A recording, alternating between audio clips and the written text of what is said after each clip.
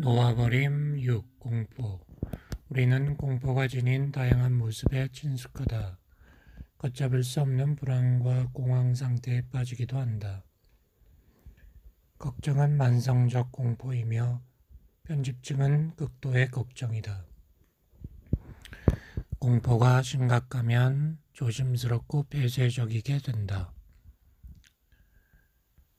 아픔과 괴로움을 겁내고 사는 일을 겁내고 거절을 겁내고 가난을 겁내고 조롱과 비판을 겁내고 통제력을 잃을까 겁내고 섹스를 겁내고 공포 자체를 겁낸다. 원인을 자각하지 못하는 공포도 있다. 보복에 대한 공포다. 이 공포는 공개적으로 비판하고 되받아치고 공격하고 싶은 기대에서 생긴다. 대중연설의 공포, 공포 자체에 대한 공포 놓아버림은 아주 좋은 실험이다. 공포 겁내기를 감추고 나면 공포도 어떤 느낌일 뿐이라는 것을 안다. 공포는 사실 우울증보다는 견딜만하다. 심한 우울증에 빠졌던 사람은 공포가 되돌아오면 반긴다. 절망보다는 공포가 낫다고 느낀다. 공포가 얼마나 쉽게 자가 증폭하는지 이해하려면 한 가지 의식의 법칙에 주목해야 한다. 마음에 품은 대로 실현되는 것이다. 한결같이 마음에 품고서 에너지를 불어넣은 생각은 마음에 품었던 형태대로 나타나기 쉽다는 것이다. 나는 의사 시절부터 연설에 대한 공포가 있었다. 동료 의사 앞에서 환자 사례를 설명하는 일은 굉장히 힘들었다. 그러므로 오히려 전체 직원 회의에서 환자 사례를 발표해야만 하는 불가피한 상황까지 생겨버렸다. 환자 병력을 몇 달락 읽었을 때부터 목소리가 떨리더니 끝내는 먹고 말았다. 마음에 품었던 공포가 치솟으면서 연설 공포가 더욱 증폭되어 연설 의욕마저 잃은 것이다. 이후로 오랫동안 내 능력을 한정하는 신념 체계가 작동했다. 나는 연설할 수 없어. 연설할 기회라면 모두 피했다. 그에 따라 자존감을 잃고 직업상 제약을 받았다. 그리고 세월이 흐르면서 공포는 다른 양상을 보였다. 신념이 이렇게 변했다. 여러 사람 앞에서 말하고 싶지 않아.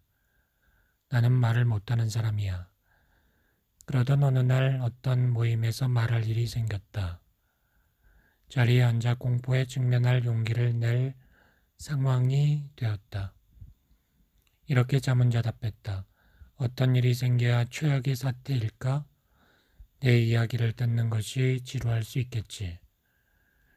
그러자 다른 사람이 연설을 지루하게 했던 경우들이 생각났고 그런 연설은 흔해서 사람들이 지루해 하더라도 세상이 끝장나지 않는다는 걸 받아들일 수 있었다.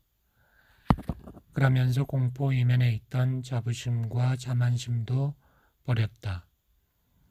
운명의 날이 밝았다. 미리 다 써놓아서 읽기만 하면 되었다. 물론 즉석 연설이 재미있을 수 있겠지만 공포가 있음을 인정하고 받아들였기에 할 말을 적어갔다. 단상에 올라갈 순간 비록 속으로는 겁을 먹었지만 단조로운 목소리로 읽기만 했지만 연설이라는 걸 이루어냈다. 상황을 받아들이고 연설을 해낸 것만으로도 대성공이다. 연설이 지루했다는 것은 상관이 없었다. 중요한 것은 연설을 했다는 것이다. 공포와 장애를 극복했기에 자존감이 올라갔다. 한술 더 떠 솜씨가 늘면서 발표를 시작할 때마다 청중에게 경고부터 했다. 저는 말이 지루합니다.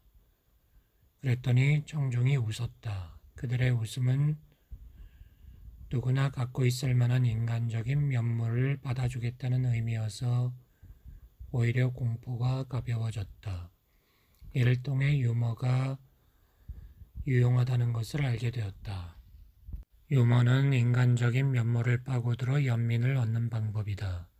연민 속에서 청중과 하나가 되면 청중이 격려해준다. 내 공포를 받아들여준 청중을 사랑하면 청중도 그들 자신이 두려워하고 있는 일을 하고 있는 나를 사랑해준다. 감정의 수준에서 이렇게 진화를 이루고 나니 연설을 즐기게 되었다. 사람들 앞에 나서게 되면 마음에서 남을 웃길 수 있는 부분이 활성화된다는 걸 알 수 있다. 마침내 완전한 항복과 함께 미리 준비한 원고를 읽지 않고 즉석 연설을 할 수 있게 되었다.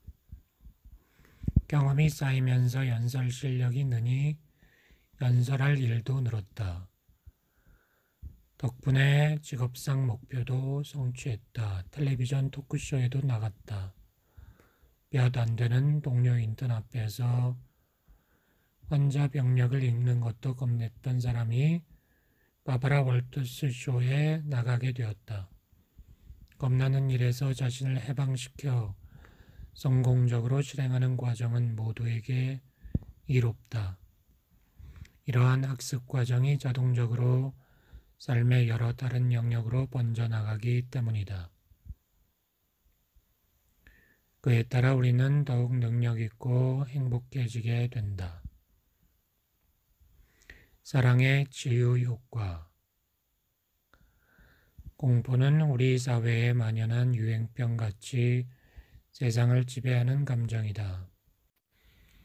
우리는 삶의 공포와 죽음의 공포 사이에 붙잡혀 있다. 마음의 상수의 장치를 동원하고도 해결하지 못한 공포가 쏟아져 나와 발작이나 공포증이 나타난 사람에게는 불안 신경증이 있다는 꼬리표가 붙는다. 이런 신경증에 효과가 있는 바륨이 미국에서 잘 팔리는 진정제이다. 공포는 확대되기 쉽다. 전형적인 공포증 환자는 삶에서 나아갈 많은 길목에서 갈수록 커지는 공포감을 드러내면서 활동에 더 제약을 받는다.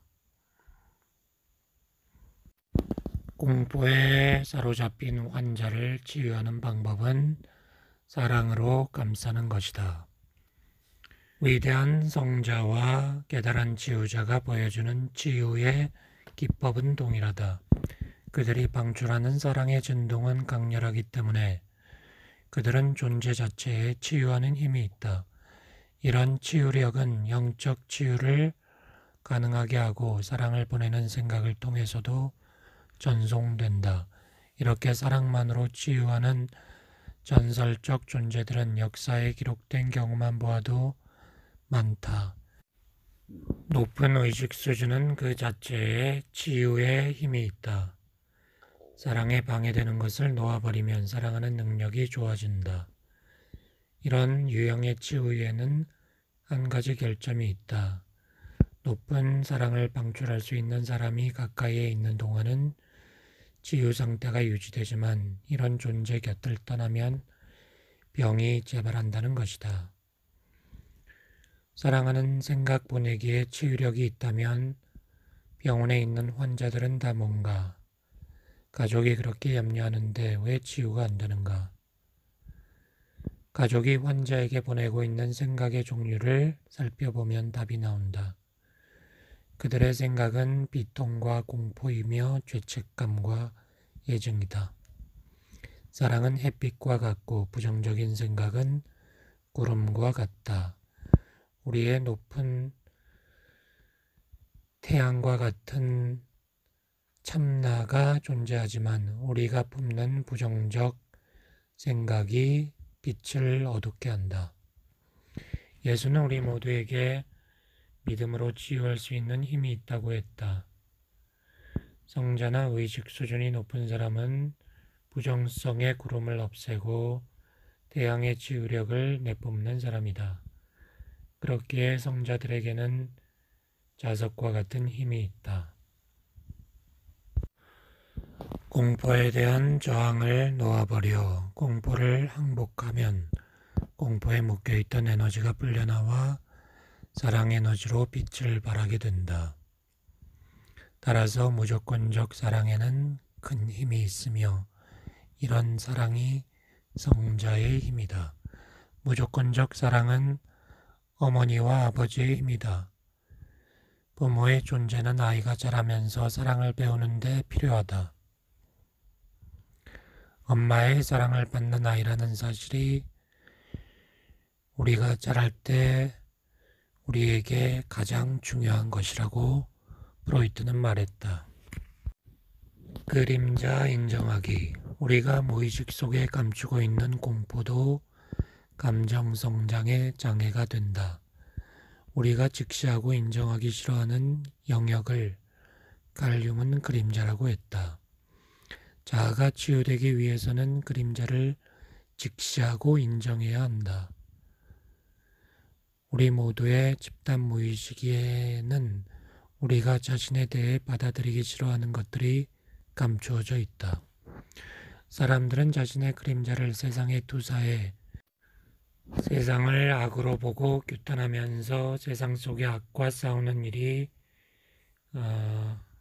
빈번하다고 본다.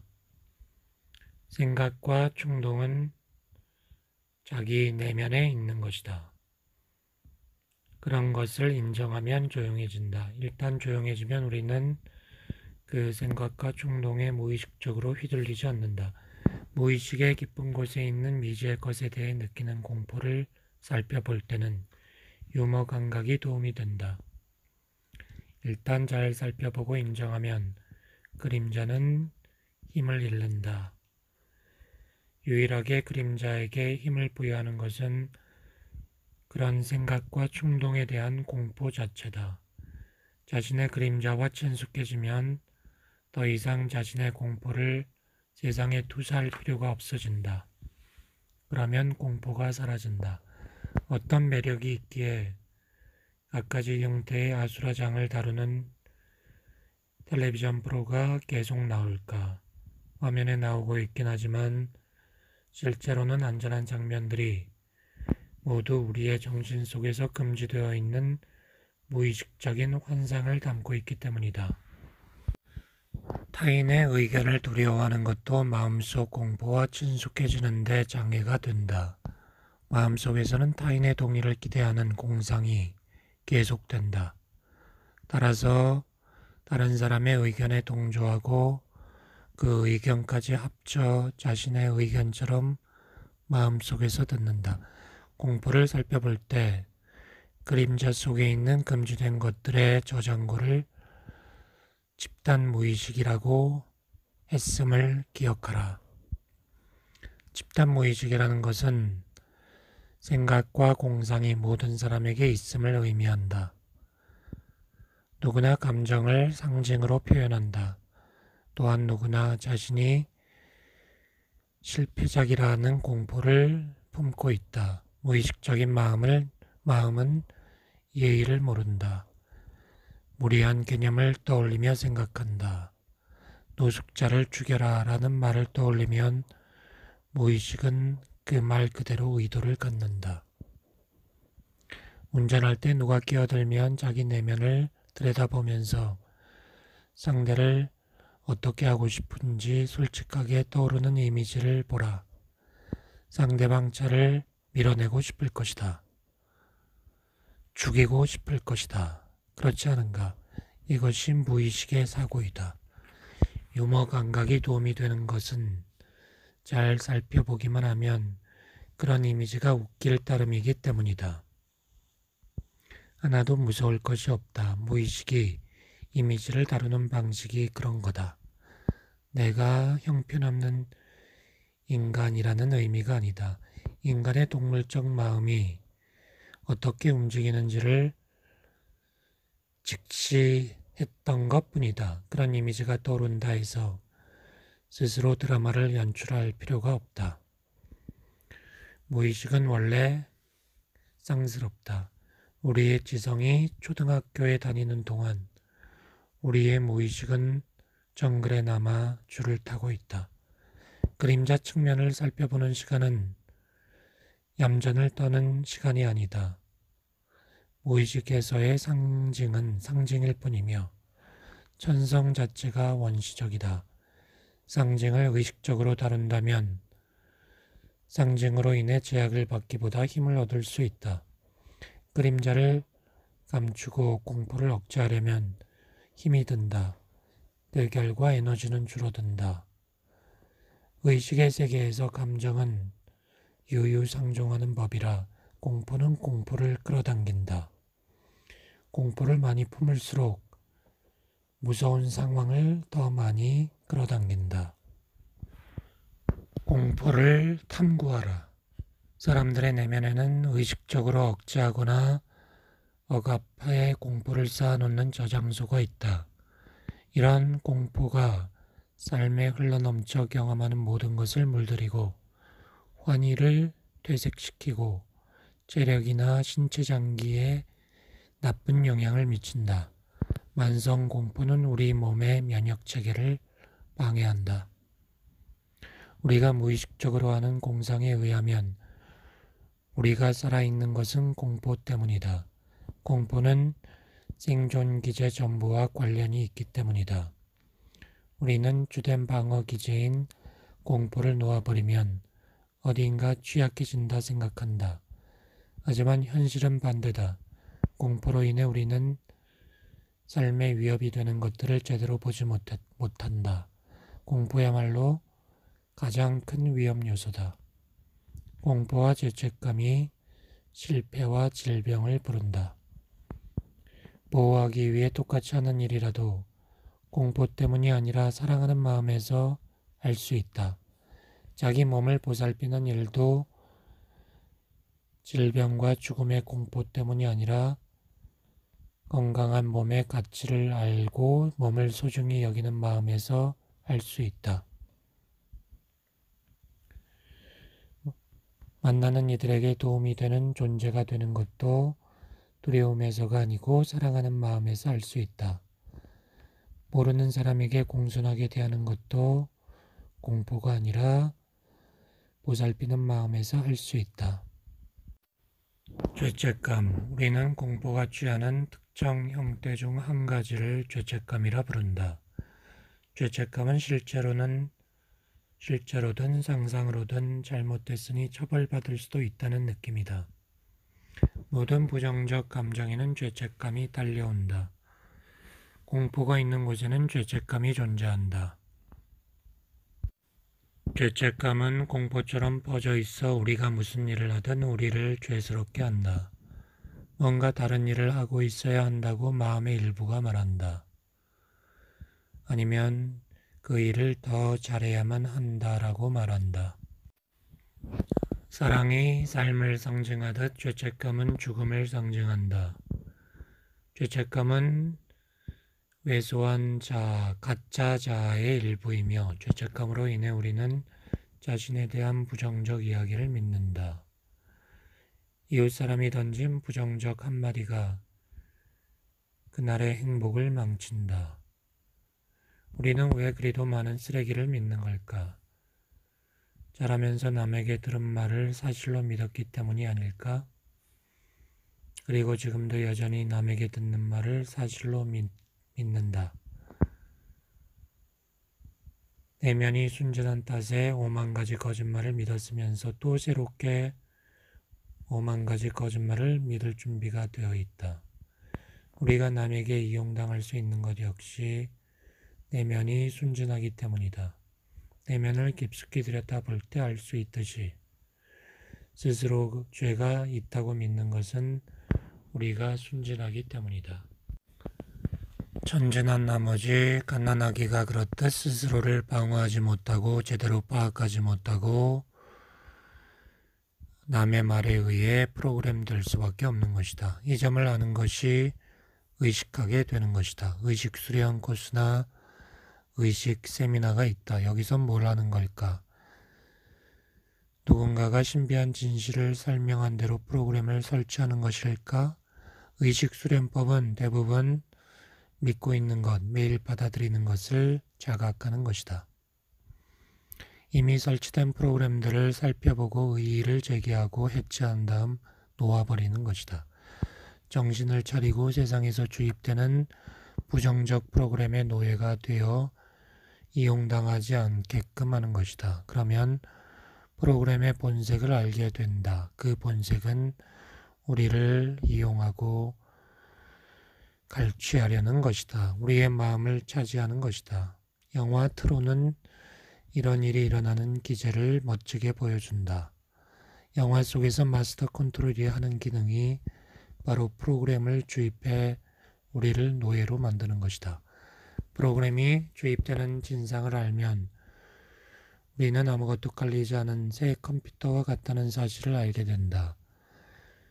우리는 빈 공간이다. 모든 과정을 살펴보면 분노를 하게 된다. 분노하는 편이 우울과 비탄에 빠지는 것보다 낫다. 분노한다는 것은 세상의 헛소리들에 넘어가지 않고 스스로 마음을 관장함을 뜻한다. 우리의 기억장치에 들어온 것은 헛소리였다. 이것을 알게 되면 두려움이 줄어든다. 감정이 일어나도록 놓아둔 채 그 본색을 알아보고 모든 헛소리를 집어치우고 놓아버리는 일을 즐기게 된다. 내면을 보고 내면이 천진하다는 것을 알면 자신을 미워할 수 없다. 자신을 비난하지 않고 남이 퍼붓는 비난을 믿지 않고 당하지도 않는다. 자신의 힘을 되찾게 된다. 사기꾼에게 힘을 넘겨주는 일을 그만둘 때다. 그들은 우리의 공포심을 자극해 돈을 벌었다. 이제 우리는 선택할 능력이 있기에 공포에서 벗어날 수 있다. 우리는 내면 탐험을 하다가 끔찍한 참모습을 만날까봐 두려워한다. 이 두려움은 세상이 우리에게 설치한 프로그램의 하나이다. 세상이 우리가 발견하지 못하기를 바라는 것이 하나 있는데 그것은 바로 우리의 참모습이다. 발견하면 자유로워지기 때문이다. 더 이상 통제하고 착취하고 노예로 만들 수가 없기 때문이다. 내면 탐험은 어떤 것일까? 내면으로 들어가 환상을 버리고 거짓을 버리고 부정적 프로그램을 버리고 나면 내면은 밝아진다. 사랑이 존재하는 것이 강하게 자각된다. 가볍게 느껴진다. 태초부터 스승들은 내면을 보고 참모습을 발견하라고 했다. 우리가 어떤 존재인지 그 참모습을 알면 자유를 얻기 때문이다. 죄책감에서 오는 공포와 공포에 따르는 에너지를 많이 포기하고 나면 어느덧 병이나 이런저런 증상이 사라진다. 자존감이 증가하는 형태로 자신을 사랑할 능력이 들어오면서 남도 사랑하게 된다. 죄책감이 사라지면 생명 에너지가 다시 자란다. 종교체험으로 변한 사람들에게서 이런 현상이 보인다. 용서 기제를 통해 죄책감에서 벗어남으로써 중증의 말기 질환에서 벗어난 경우가 많다. 공포와 죄책감 때문이 아니라 사랑하는 마음에서 동기를 얻어 행동할 수 있는지 자문해보라. 죄책감이 과연 필요한지 자체도 질문할 수 있다. 오직 죄책감 때문에 행동해야 할 만큼 우리는 멍청할까? 놓아버림으로써 지혜가 밝아지면 이 부정성의 전체 규모를 보게 된다. 그동안 받아들인 부정적 프로그램의 규모를 자각하면 분노를 느끼고 부정성의 제약에서 자유로워지려는 강렬한 의도를 느끼게 된다.